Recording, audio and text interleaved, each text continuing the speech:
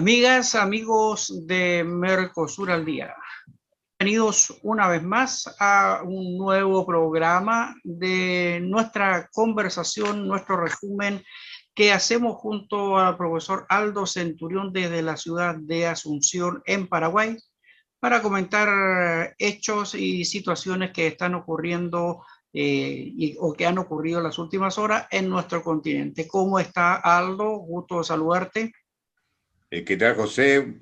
Bueno, en este fin de semana los que pudieron festejar, por lo menos en familia, el Día del Trabajador y el 1 de mayo que se festeja en todo el mundo.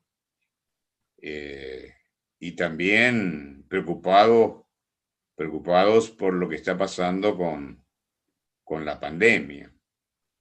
Hay países que tienen índices de enfermos y también de hospitalizados preocupantes. La mayoría está especialmente en América Latina. Estamos revisando el tema de Colombia, Argentina, Brasil, Paraguay, Uruguay, Bolivia, por ejemplo, con los hospitales rebasados, gente esperando en algunos casos en los pasillos para tener la posibilidad de tener una cama de unidad de intensivo, o sea, de terapia intensiva, que es el último paso, ¿no es cierto?, para poder tener la salud derivado del COVID-19, ¿no, José? Sí, Aldo, la verdad que el COVID-19 aquí en nuestro continente no nos ha dado tregua. El caso de Chile, fin de semana, contagios estuvieron por sobre los 6.000, en un momento bajaron a 4.000, volvieron nuevamente a sobrepasar los 6.000, lo cual, a pesar de la vacuna, ya empiezan a vacunarse en Chile. Las personas entre los 45 y los 35 años en estos días, que es un poco el sector que está más complicado, donde hay un alto porcentaje de contagios. Sin embargo, no ha podido todavía decirse de que se llega a la inmunidad rebaño en Chile.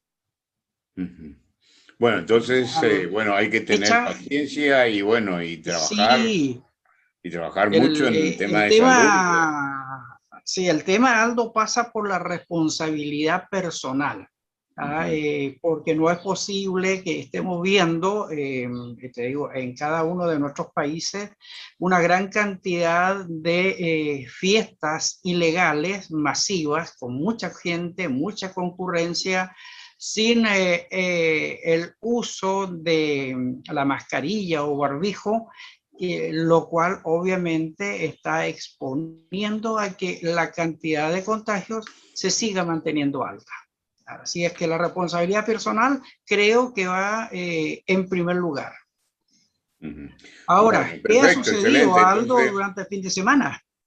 bueno, ¿qué ha pasado en esta semana? Creo que José tiene dos temas importantes en los cuales analizar, aparte de lo que ya hablamos en nuestra preocupación respecto al cuidado personal. Sí, como sabemos, recordaremos que la semana pasada, durante toda la semana, Colombia estuvo muy convulsionada con protestas a nivel nacional masivas. Según como estamos viendo en el titular de BBC Mundo, ahí lo tenemos, a BBC Mundo hoy está publicando que la reforma tributaria en Colombia, al menos 2 muertos en Cali solamente, porque no estamos hablando aquí de las otras ciudades importantes como Medellín o Bogotá, pero Cali está mencionando que hubo al menos otros 2 muertos. Bueno, ¿Ya? hubo manifestaciones, pero ¿quiénes lideraban estas manifestaciones? ¿Estudiantes, la Central Unitaria de Trabajadores, los taxistas Aquí esta es una manifestación general, Aldo, porque recuérdate que el tema partía justamente por una reforma tributaria que aumentaba la recaudación de impuestos en parte para poder paliar o ayudar, ¿verdad?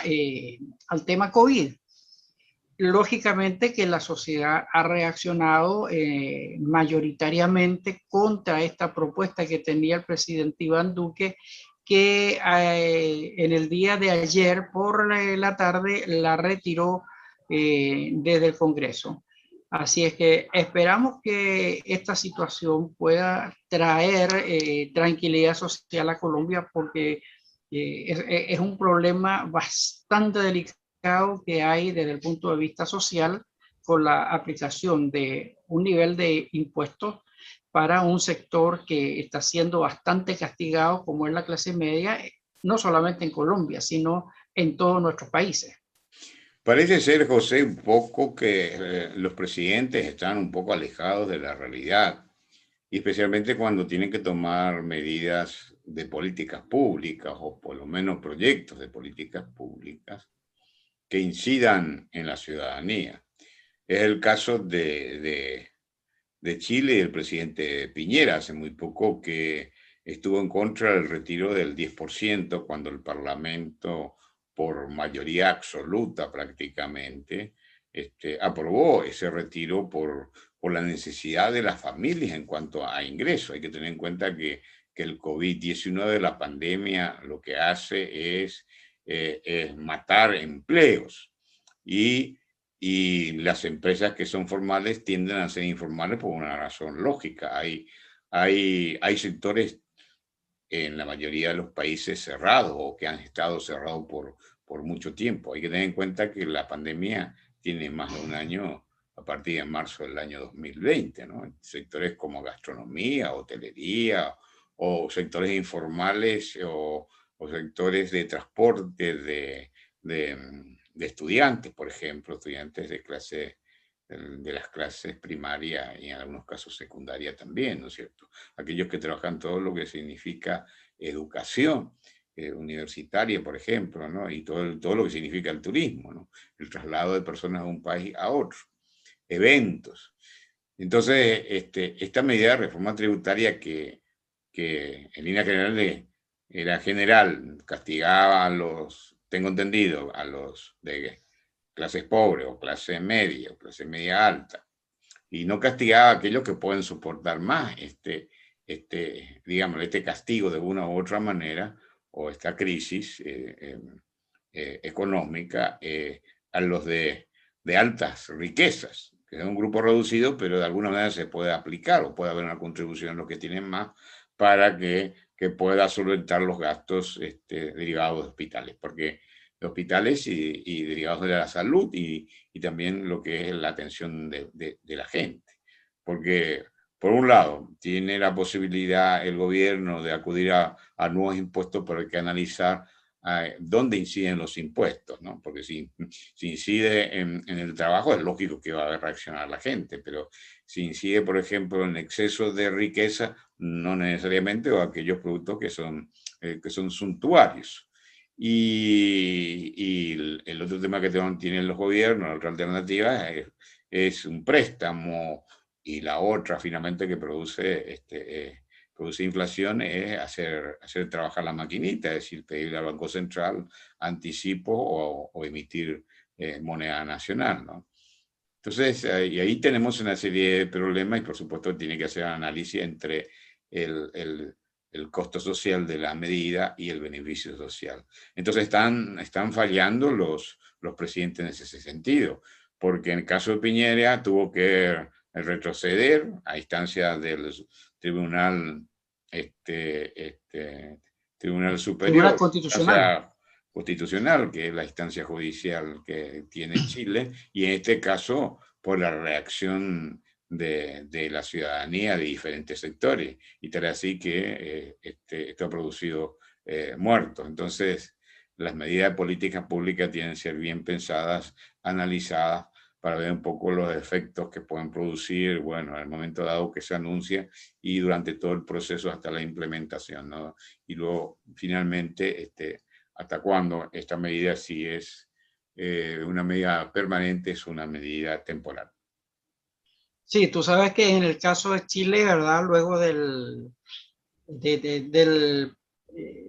la decisión del Tribunal Constitucional, el gobierno presentó ese mismo día en la tarde un proyecto de ley al Congreso, similar, digamos, al que el Congreso había aprobado, pero haciendo una modificación incluyendo un bono de 200.000 pesos para los 3 millones de personas que ya no le quedaban retiro, o sea, no le quedaban fondos en las AFP. Sin embargo, a las 24 horas de haber presentado el proyecto, el gobierno lo retiró, ¿ya? Y eso trajo un conflicto nuevamente a nivel general entre Poder Ejecutivo y Legislativo, que el fin de semana, luego de reuniones en el Palacio de la Moneda entre los presidentes del Senado, la presidenta del Senado y el presidente de la Cámara de Diputados, se reunieron con el presidente Piñera y su equipo político, de donde queda el compromiso de la presentación de un nuevo proyecto de ley para el beneficio de estas personas, el que hasta la fecha todavía no se presenta. Eso obviamente tiene de nuevo a gran parte de la gente en su sobre, es decir, ¿y qué va a suceder ahora con los 3 millones de ciudadanos que iban a ser beneficiados según la propuesta y el discurso que hizo el presidente, y luego retira el proyecto de ley, el cual hasta ahora no aparece? Dentro Bueno, de eso entonces, hay un punto que creo que es el punto conflicto, porque adicional a los 200.000 pesos, la propuesta del gobierno es que esos 200.000 pesos, estamos hablando del orden de los $300 por persona, sean depositados por el gobierno en las administradoras de fondos de pensiones, cosa que el Parlamento de manera transversal se lo ha rechazado. El dinero, dicen, vaya directamente a los beneficiarios, a su cuenta RUT en el Banco Estado, y no a las administradoras de fondos de pensiones, las cuales van a tener 2 semanas de por medio para trabajar con ese dinero. Ahí está el otro conflicto que en este momento se está presentando también en Chile. bueno, entonces tendremos un tira y afloje, así que el tema de los 200.000 pesos para aquellos que no tengan fondos en, en los fondos de pensión. Así que, bueno, veremos un poco cómo se desarrolla. Chile está movido y va a estar movido durante todo el año, especialmente porque tiene elecciones en este año, ¿no es cierto? Inclusive El elecciones 15, presidenciales. 15 y Inclusive, 16 hay elecciones ahora. bueno, perfecto. Y elecciones generales a fin de año, es así, ¿no? Para noviembre, finales de año, la elección presidencial, y ahora ya en 13 días más, 12 días más, hay elecciones para constituyentes, gobernadores, alcaldes y concejales. Así que se vienen las próximas 2 semanas muy activas en Chile en lo que a política se refiere. José, ¿qué pasó en Perú? Creo que estamos a un poco más de un mes, en junio, se hacen las elecciones, la segunda vuelta en Perú, y hay dos candidatos. Dos candidatos que sitúan a los dos extremos, ¿no? Por un lado, Keiko Fujimori como de derecha o extrema derecha, y por otro lado, el profesor Castillo, que es de izquierda o de extrema izquierda, ¿no? Exactamente. Bueno, habíamos conversado la semana pasada acerca de este debate presidencial muy particular que estaba programado para Chota, la localidad en el que se hizo. Un debate en la plaza pública, al aire libre, con toda la ciudadanía presente, eh, invitado en las condiciones que propuso el profesor Pedro Castillo la candidata Keiko Fujimori, un desafío que le hizo en realidad por si ella se atrevía a ir hasta su localidad, a Chota, a este debate presidencial. Un debate muy sui generis por lo demás, en el cual Keiko llegó caminando hasta la plaza, mientras el profesor Castillo estaba preocupado por la hora. En un momento determinado hacía gestos como que decir esto no se hace, esto no va, la candidata no viene, y hasta que llega Keiko Fujimori a la plaza. Hubieron 5 temas que fueron los que se trataron, le hicieron 5 preguntas a cada uno, los moderadores le dieron tiempo de 5 minutos para sustentar sus respuestas. Adicional, le dieron 1 minuto y medio para complementarla. Pero si de propuestas en sí hablamos, la verdad que mi punto de vista muy personal es que el candidato Pedro Castillo estuvo muy por debajo de cualquier expectativa como para que las propuestas sean sólidas. Hubieron propuestas muy genéricas en el tema de seguridad, en el tema de educación. Cuando se habló del tema de corrupción fue muy complicado para él, básicamente, porque la candidata Keiko Fujimori lo increpó, dado de que el presidente de su partido político, en este caso del partido del profesor Castillo, es uno de los acusados por corrupción ahí en el departamento. Está con procesos encima y te digo, fueron momentos bien sui generis en general todo esto que se dio. Pero tampoco, creo que... Pero José, pero Keiko Fujimori también tiene un proceso judicial, ¿no? ¿Es así? Claro, exactamente. Y ella le dice, yo tengo 10 años, le dice, en que yo y mi esposo hemos sido investigados en absolutamente todas nuestras actividades y hasta hoy ni él ni yo hemos sido condenados por ningún tribunal de la República por corrupción. Entonces, por eso te digo, se lo mencionó él, incluso le dijo de que ella era una de las accionistas de ciertas empresas mineras en la zona, y ella le dijo, no, le dijo, yo no tengo acciones aquí en ningún tipo de empresa, ni menos en minería. Así es que... Interesante va a ser, José, realmente, porque si uno analiza el perfil de cada uno de los candidatos, fíjate vos que nosotros propugnamos un nuevo liderazgo político, pero fundamentalmente en ciertas características. Por ejemplo, si uno analiza, ¿cuál es de los 2 candidatos es más global, está más globalizado con el mundo, digamos? Tiene pensamientos, digámosle, de avances tecnológicos, del conocimiento, está más preparado en esos términos. A eso justamente es lo que iba, que en el global, Keiko Fujimori habló de proyectos más integrales, proyectos más globales, mejoras en el tema de educación. Habló de que su compromiso de campaña era la construcción de 3.000 colegios durante su gobierno de ser electa, era su compromiso personal que hacía.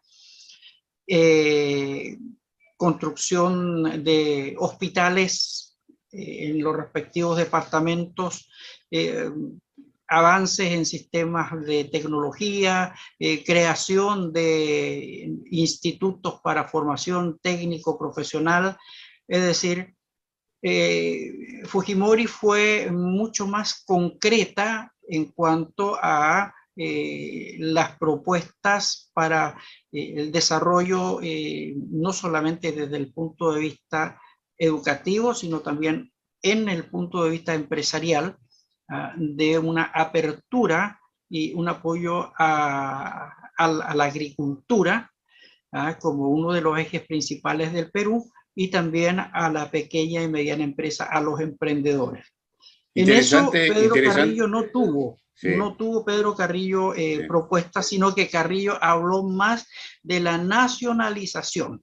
Ujú. Él habló de que había que socializar la economía, que había que redistribuir, ¿ya?, toda la riqueza que existía por los grupos empresariales, redistribuirla entre los peruanos. José, interesante es porque, por ejemplo, los dos tienen denuncias de corrupción. Hay que tener en cuenta que Perú viene de una crisis muy fuerte en noviembre, donde en noviembre solamente Exactamente. tuvieron 3 presidentes, ¿no? 3 presidentes en una semana. En una semana. Bueno, los dos están con un problema de corrupción. La mayoría, inclusive, Alan García se suicidó, es así, ¿no? El Sí, presidente, uno sí, de los presidentes. exactamente. O sea, Así la es. corrupción ha impregnado a todos los partidos políticos y los líderes. Ahora, ¿cuál de ellos puede ser más democrático? ¿Cuál podría tender a una autocracia tipo, digámosle, tipo Venezuela, por ejemplo, que es una de las preocupaciones que tienen los ciudadanos y la comunidad internacional occidental fundamentalmente, ¿no? Entonces, ¿cuáles de ellos, hacia dónde van ellos? Porque hay una base electoral, ¿no es cierto?, de Keiko Fujimori, especialmente urbana y en Lima, y la de Castillo, que es una base rural, digo. Es una base Sí, rural del profesor Castillo, que anda a caballo exactamente. y anda, su foto aparece haciendo labores de campo con los bueyes, ¿no? Y con Sí, un por sombrero eso, típico, ¿no? sí, exactamente, un sombrero muy típico, ¿verdad?, de la zona. Ahora, en lo general, la verdad, Aldo, es que creo que Keiko ha subido después de este primer debate, porque de hecho ella le dijo, o sea, nos quedan 4 debates y espero, le dijo, que usted acepte y participe en los próximos debates que están establecidos por el Tribunal Electoral, ¿ya? Luego de este. Eh, pero en general, como te digo, creo que Keiko Fujimori repuntó, ha subido, ¿ya?, luego después de esto, porque ha sido mucho más precisa, más objetiva y más concreta en las respuestas de parte de los moderadores, ¿verdad? Sin embargo, el profesor Castillo, la verdad que se diluyó mucho,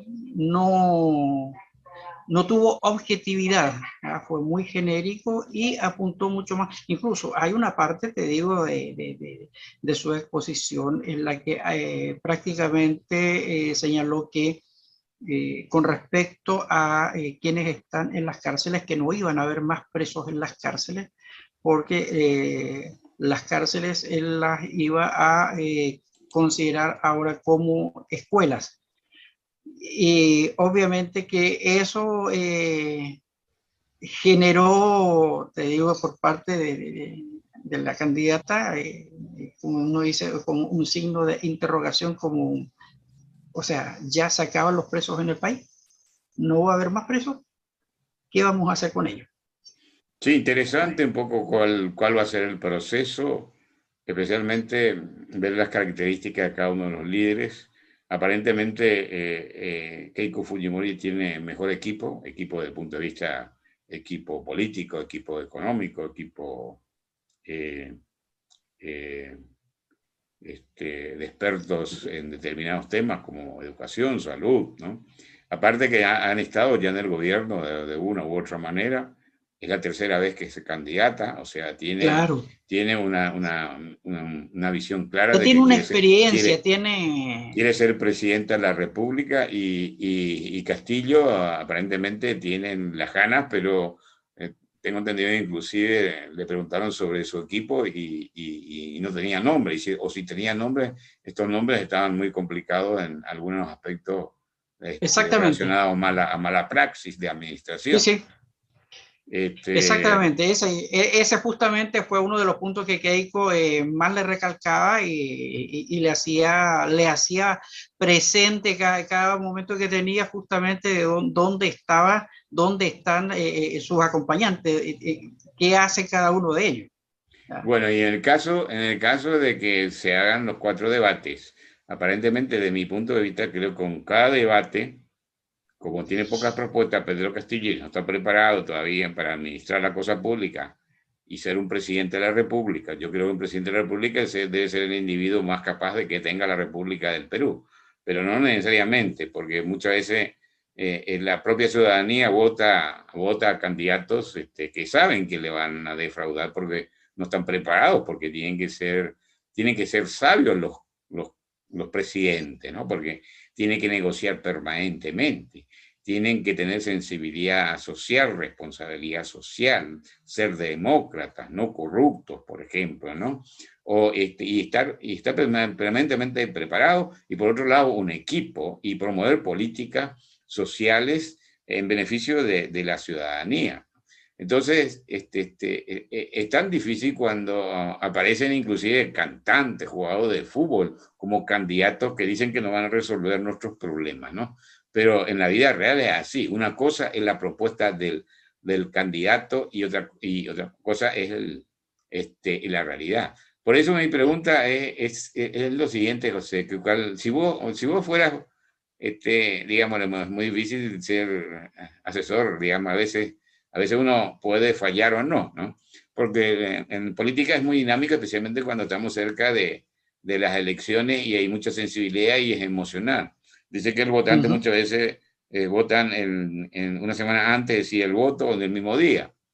Entonces, Exacto, exactamente. entonces cuando mi percepción es que si Castillo acepta los debates que faltan, en cada debate va a perder. Por lo tanto, sus asesores, tengo entendido que le van a decir en la segunda o en la tercera, no vayas a los debates, porque hay que esconder el candidato cuando aparece pierde intención de voto. ¿Puede pasar eso? Claro, exactamente, porque de aquí en adelante, por ejemplo, de estos 4 debates que quedan, te digo, en Castillo ha quedado, te digo, muy debilitado. ¿Ya? ¿Por qué? Por la falta de argumentos sólidos, por la falta de un plan. Él no habla, por ejemplo, tener una hoja de ruta, un plan de gobierno, él no menciona, sino que lo que va generando, va expresando son solamente lo que él está pensando que podría ser, y se explaya acerca de temas que no tienen nada que ver con la pregunta que le están haciendo. Como uno dice en buen castellano, se va por la rama, no es concreto. Entonces, obviamente que eso le va a ir quitando adeptos, la gente va a ver de que no hay propuestas serias en el fondo, que no hay un equipo que lo esté asesorando, porque se nota, es muy obvio, que no tiene un equipo que lo asesore, que lo guía, y que no se ve que haya un plan de gobierno estructurado. Eso es lo que deja entrever. Claro, por un lado Keiko Fujimori, porque está abajo en las intenciones de voto de las encuestas realizadas, tiene una estrategia ofensiva. Y claro, debe ser así, indudablemente, si quiere ganar puntos, porque ella tiene que cambiar un poco un porcentaje alto de antivotos, en el sentido de al inicio un 55% dijo no querer votar a Keiko Fujimori, ¿no? Y entonces esos votos deben cambiar hacia abajo. Pero por otro lado, la estrategia de Castillo es a la defensiva. Y entonces, bajo ese escenario, hay un grupo importante de indecisos, aquellos que no van a ir a votar, ¿no es cierto? Aquellos que no tienen seguro su voto. Yo creo que, en realidad, hoy todavía, a pesar de que en las preguntas se le daba la opción entre votar uno y otro, la mayoría en Perú todavía están indecisos. ¿Por qué? Porque ambos no llegaron ni siquiera al 35% de los votos. Estamos Exacto. hablando de Castillo, que obtuvo aproximadamente 20%, y Keiko Sí, Fujimori un 13%. Entre sí, ambos tenían exactamente. 33 o 35%. Entonces, los otros votaron a otros, o no fueron a votar, o no votaron, Claro, o votaron en blanco. Entonces, claro, pues, y eso, eran 18 candidatos. claro, y Entonces, esto va a ser interesante, y además el otro tema es el juego de los líderes de cada uno de los que quedaron. ¿Hacia dónde va a ir exacto, el porque voto? todavía, Porque, por ejemplo, falta saber qué pasa con De Soto. ¿Ya? claro, entonces, Eh, ¿hacia dónde van a aliarse esta gente? Y si la mayoría se alía con Fujimori, tiene todas las probabilidades de ganar que Fujimori, porque esa es otra estrategia, la estrategia de alianzas con aquellos que no pudieron ir a la segunda vuelta, ¿no? Que son muchos, ¿no? Exacto, a eso creo que es justamente lo que Keiko está apuntando, pues de hecho lo manifestó y fue, creo que la posición de Mario Vargas Llosa fue también muy fundamental e importante para Keiko Fujimori, porque Vargas Llosa dijo, aun cuando él no comparte, pero apoya su candidatura y va a favor de ella, o sea, a pesar de todas las diferencias personales que puedan tener. ¿Ya? Entonces, Claro, eso, y claro, y bueno, y esto es una experiencia interesante. En cada año hay elecciones, pero creo que los ciudadanos de América del Sur, del Mercosur, tienen que modificar sus conductas de votos, ¿no? El político tradicional en América del Sur y gran parte del mundo miente y tampoco nos hace cargo de las promesas que hizo y no cumplió. Y por otro lado, el nivel de corrupción de los partidos políticos y de sus propios movimientos es notable, ¿no? Por eso es que el Mercosur se encuentra en la zona de mayor pobreza y mala distribución de la riqueza y del ingreso. Así que hay que trabajar fuertemente en una educación cívica de tal manera que cuando uno vote al candidato, pero por sus conocimientos y por su hoja de vida. Y por otro lado, que vote al equipo y la propuesta, ¿no? Que muchas veces la propuesta se copia de una propuesta de otros países y en realidad uno va cambiando algunas palabras nada más, pero en realidad, ¿quién lo va a ejecutar? Y dadas las condiciones en que se encuentra cada uno de los países y las prioridades. Entonces, eso es hay un verdad. mundo de oportunidades para los nuevos liderazgos. Sí, señor, y eso es cierto. Así es que hay que preparar, hay que trabajar en la formación, darle a los nuevos líderes herramientas, ¿ya? Para que puedan trabajar en beneficio de su propia comunidad, en beneficio de su propio país, pero siempre un trabajo transparente, un trabajo honesto, un trabajo en el que la comunidad viene siendo el contralor. ¿Sí? Tiene que haber esa contraloría social, ¿ah? En la cual se puede fiscalizar y saber en qué se invierten, se gastan los recursos del municipio, de la gobernación, del departamento, que la comunidad tenga acceso libre para saber cuánto gana cada uno de los funcionarios, cuánto es lo que se le paga, cuánto se le da de bonos a funcionarios. Ahí es justamente donde están los mayores problemas de corrupción en nuestro continente en general. Bueno, perfecto. Entonces, por hoy creo que hemos profundizado dos temas que fueron noticias en la región, el tema de Colombia y el tema de Perú. Entonces Sí, nos vemos señor. mañana, ¿no es así? Mañana nos estamos viendo. Vamos a ver qué hechos tenemos dentro de las próximas 24 horas para comentarlos con ustedes en el día de mañana. Amigos, de mi parte ha sido un placer Aldo, haber compartido contigo y nos encontramos mañana nuevamente en nuestro Mercosur al día para todos.